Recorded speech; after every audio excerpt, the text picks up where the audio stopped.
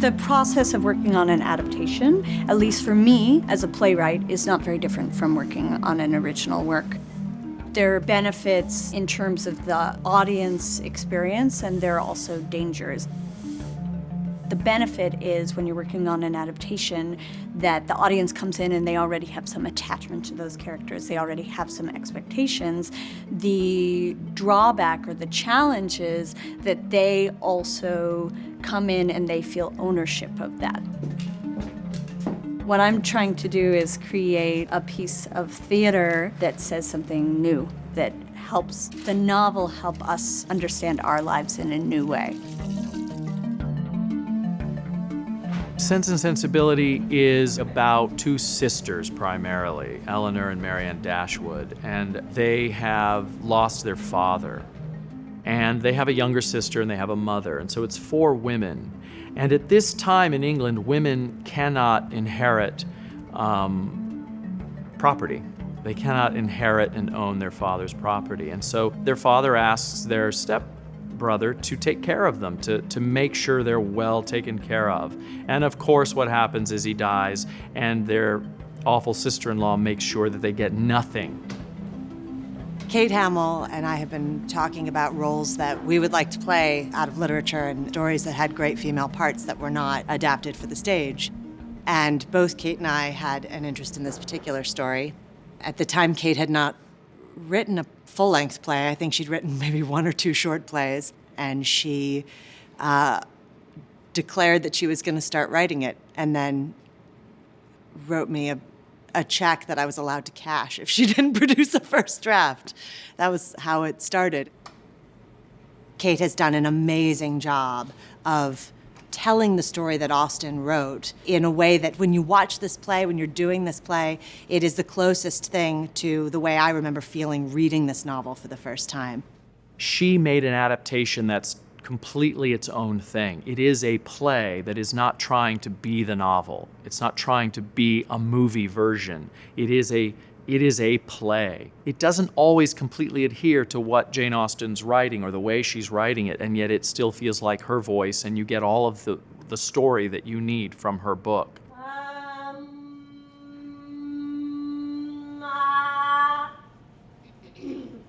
I adapted Sense and Sensibility because I had been working as an actor for some time, and I was constantly finding myself in these rooms where myself and 400 other women who are all talented and qualified were auditioning for maybe one or two roles in male-based stories. You're often playing an accessory to the hero on his journey, the girlfriend, the prostitute, the wife, and there's some wonderful roles for wives and girlfriends and prostitutes. But I was very frustrated. So I realized that if I wanted more work for women, if I wanted more classical work for women particularly, I was going to have to do it myself. Working as both an actor and a playwright at the same time, it's pretty easy for me to compartmentalize. When I'm writing the play, I hear a bunch of different voices in my head, and one of them happens to be the part that I would play. And then when I'm in the room, I'm fairly able to compartmentalize when I'm doing writing work and when I'm just being an actor. It is pretty rare to have a play with a cast this size in which so many of the characters are female, and they are not just somebody's girlfriend or somebody's wife or hot girl number 3. They're all women trying to move toward their own financial security, to find love, to find happiness. All these marriages are arranged, and it's very difficult to make your way in that world as a woman. And yet what's beautiful about the story, and Kate's script brings this out, I think, really well, is that you really get the male point of view as well, which is that they're kind of trapped by their situations as well. And it's not a kind of society you can move freely about, and your own destiny is made for you. I really wanted to create work not only for myself as an actress, but for other women, and it's led to that, which I'm very grateful for. As a female artist, I feel so much the honor and the responsibility of being a female artist when so many women for thousands of years were not given that opportunity. Jane Austen published her novels anonymously, because she, in society, was not supposed to be publishing her novels under her own name and to have a voice. Are we going to accept a status quo in which women are constantly tertiary characters? Are we going to be the front line of that defense? And that's very meaningful to me.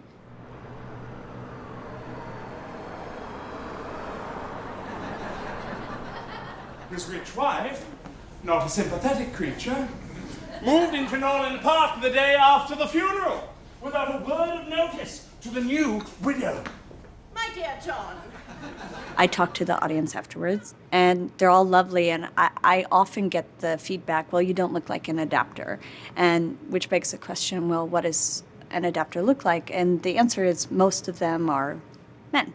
Men, of course, have a complete right to adapt Jane Austen, but I felt like as a young woman, particularly, and as a woman, I had something to offer.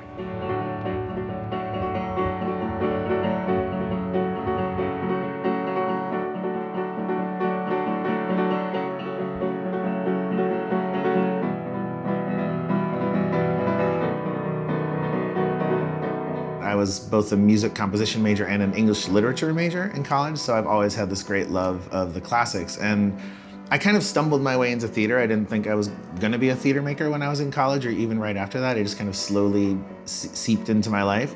So as I started writing things, it was like a way for me to, use my English literature kind of obsessions and dive back into these classical texts that I loved studying so much back then.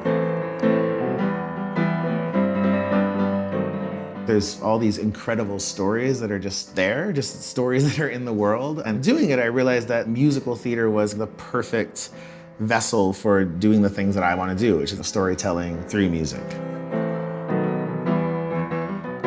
The most interesting thing about reading old texts, texts that were written 100 years ago, 500 years ago, thousands of years ago, is how little humans have changed. How in all of these classic texts, you see these characters doing things and thinking things and saying things that you yourself said, just yesterday, or you had friends who did these things as well.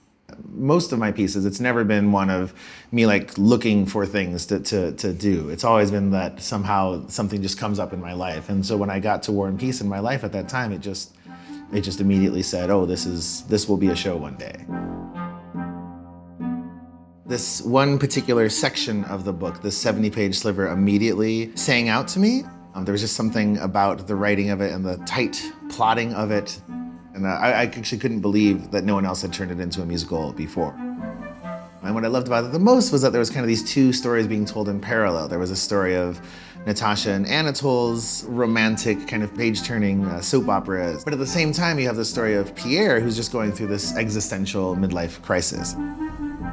There's this moment where Pierre sees this comet in the night sky, and the comet is just this very rich and ambiguous symbol. The comet could mean a reawakening, and it could mean like a spiritual transformation, but it also could mean the apocalypse. It could mean, death and destruction. And, comets over the years have been interpreted in all these different ways. And it's just this really beautiful moment of Pierre kind of having this moment with the cosmos and like with nature that I find really profound. I just burst into tears the first time I read that paragraph, and I think I pretty much cry every time I read that paragraph now. So that particular moment with the comet had just such a profound emotional reaction from me that I needed to do something with it, and so I made a musical of it. And this is all in your program. You are at the opera. Gonna have to study up a little bit if you want to keep with the plot, 'cause it's a complicated Russian novel. Everyone's got 9 different names, so look it up in your program. We appreciate it, thanks a lot. There is something both irreverent and worshipful about meeting these classical texts and putting them through a very contemporary lens. Dave and I both, we adore the novel.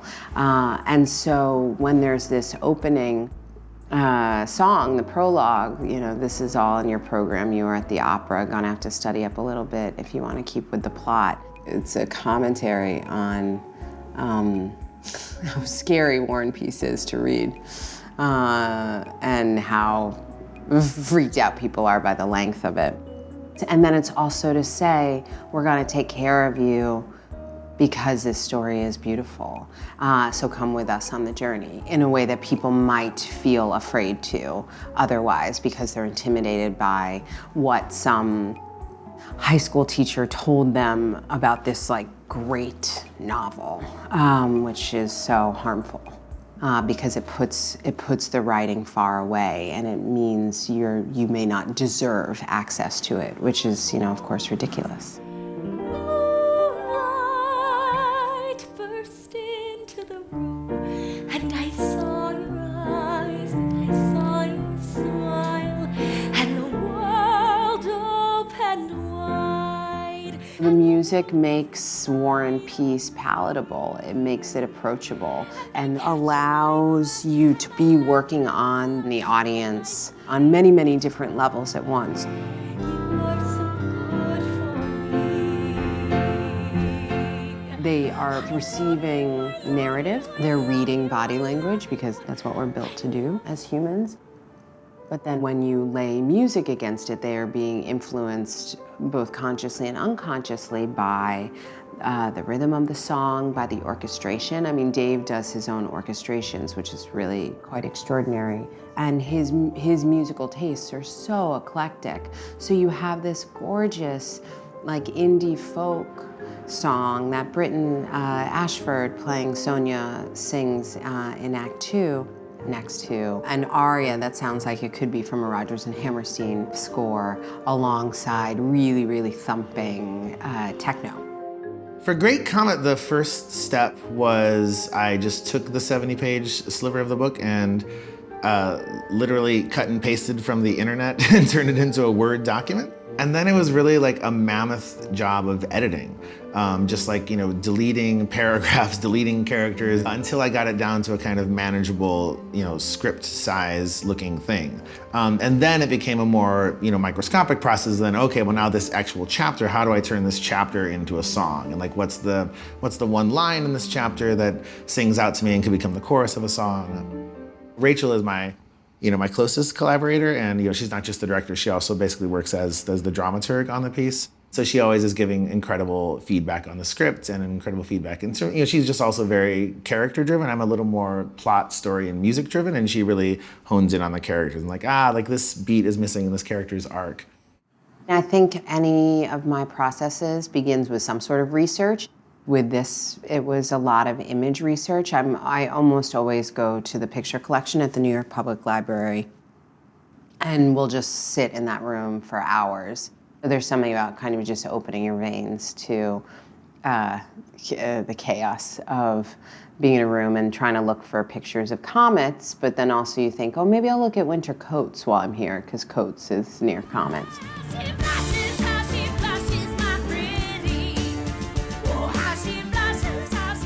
One of the most amazing things about this production is the work that Rachel Chavkin and set designer Mimi Lin have done in terms of transforming a Broadway theater into a completely immersive space. There's no stage audience division at all. There's audience members on stage, and then actors run out into the audience all the time. And that design choice was very driven by Tolstoy, by the source text, and wanting to kind of paint this picture of all humanity. But I think, like, even in my wildest dreams, like, I had no idea that Mimi would succeed so smashingly in making that happen and just transforming this theater into something that's unlike anything I've ever seen.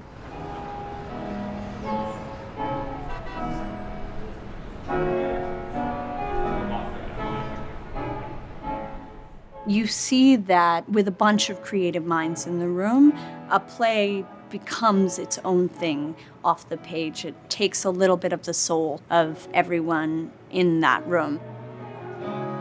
You have a play on paper, and you can pretty much set it anywhere and do anything with it. You have to show the audience from the beginning what the rules of your storytelling will be, what the rules of that world will be.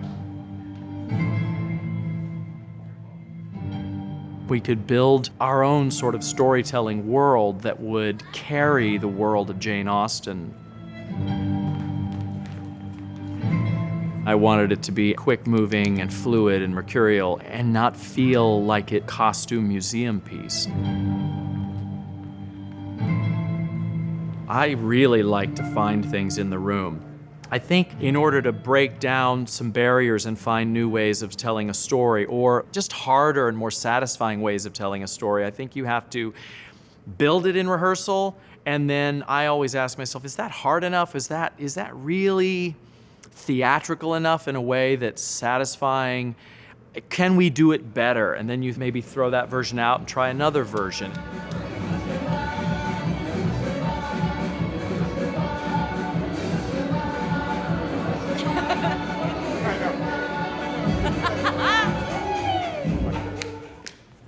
That was pretty good. The downstage two couples, we got a little bit ahead with the arms over the head.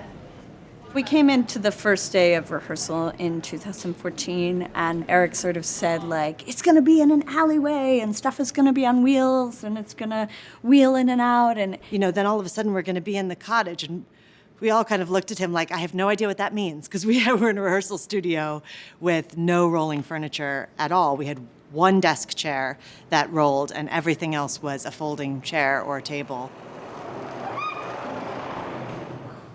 Because the scenes are moving so fast, I wanted us to be able to let this play flow from scene to scene and location to location without the text stopping. So we don't stop the play to transition to a new scene. The play and the text keeps moving, and our locations catch up to us. For me, I like to try to make up the rules specifically anew each time, which can be a scary thing to do, because you sort of don't know where that's going to come out or if you're going to have something that anyone will like. But I think you surprise yourself and surprise the audience in the end.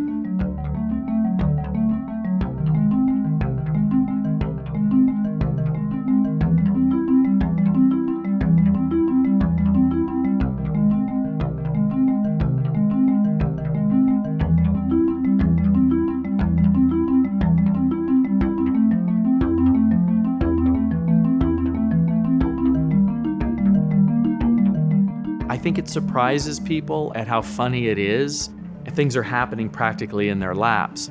I think they're just having a lot of fun, so I keep hearing that people are coming back 2 and 3 times. And I think when you start to get repeat business, you extend because people come back and they bring their friends. I'm looking forward to Kate making her way through all of the Austen canon. She's done a really beautiful Pride and Prejudice adaptation that is just about ready to go. And I know that she's got her eye on a few others. So hopefully she'll do them all. Kate and I have talked about our own version of Frankenstein. There are some other things we've talked about, but there's just a lot of stuff on my list. I actually have a couple of productions coming up. I adapted Vanity Fair, which is coming up off-Broadway at the Pearl Theater Company that Eric Tucker is also directing in March, and I'm also in that. And I have a Pride and Prejudice coming up at Hudson Valley Shakespeare Festival, which it looks like I will probably also be in. It's very difficult for classical companies to open those doors because so much of the classical work is men, especially Shakespeare. And so I think it's important to be open to gender swapping casting and colorblind casting as well. So this is just the kind of thing that you're seeing more and more of all the time, thank goodness, because there's no reason why anyone can't play any of the roles. I feel like if I watch a Shakespeare play with all women, I don't really need to know why it's all women.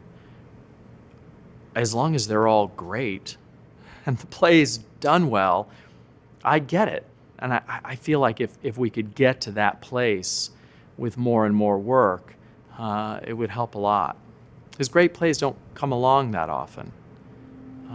Great new plays, I mean.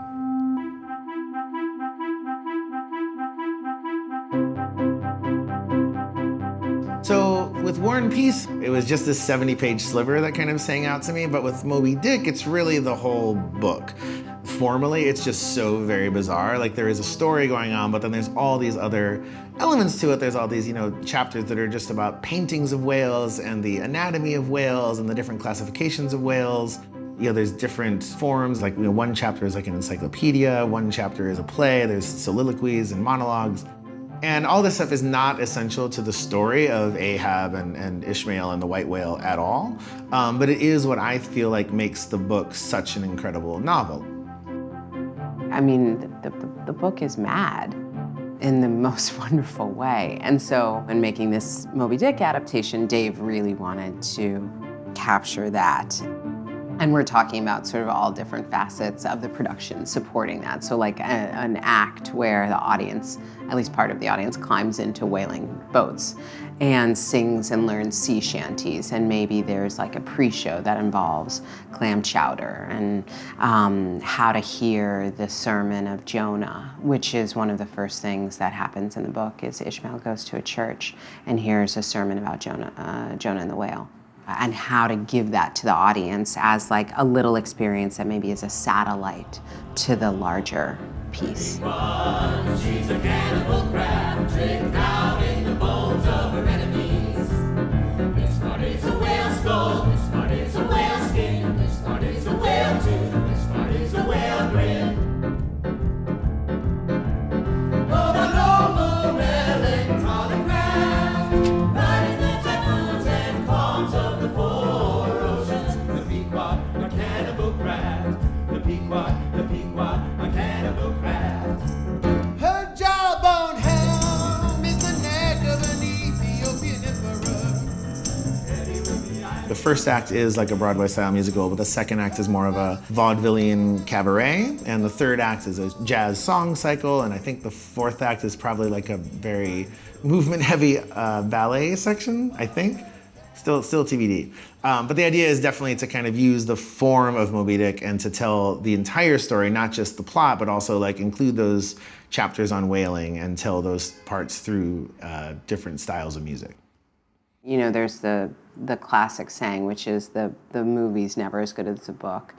And I sometimes think that there are obviously cases where that's not true, but I think those adaptations that are profoundly successful are ones that deal with the thing of the thing and don't disregard the form that the original was placed in as much as also then the story that it told. The sky is pure blue and the sea serene and dreamy.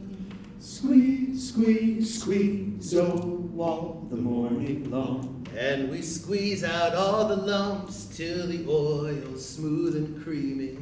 Squeeze, squeeze, squeeze, oh, sing the brotherly song. Feel the sperm in your hands, feel the colors shift and shape. Oh, squeeze, squeeze, squeeze, oh, all the morning long. As we bathe in that soap, soft and rich and repetitious. Oh, squeeze, squeeze, squeeze, oh, sing the brotherly song. And the vapors smell like wine or like violets in a field. Oh, squeeze, squeeze, squeeze, oh, all the morning long. When I saw my shipmate's eyes, I was saved, I was healed. Oh, squeeze, squeeze,